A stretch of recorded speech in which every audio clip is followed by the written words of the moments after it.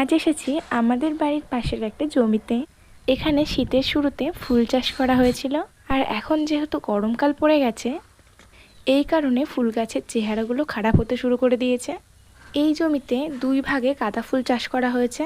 একদিকে আছে হলুদ গাঁদা আর তার অপোজিটে আছে কমলা গাঁদা।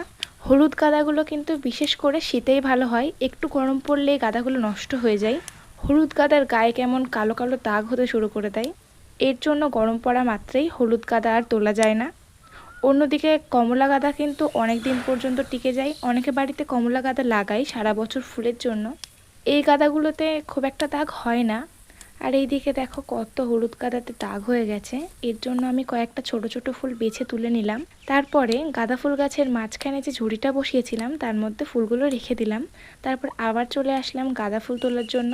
এখানে আমি বেশি কমলা গাঁদাগুলোই তুলছি, হলুদ গাঁদাগুলো বেশি তুলছি না, কারণ হলুদ গাঁদাগুলোতে প্রায় সবই দাগ হয়ে গেছে, কমলা গাঁদাতে সেটা হয়নি।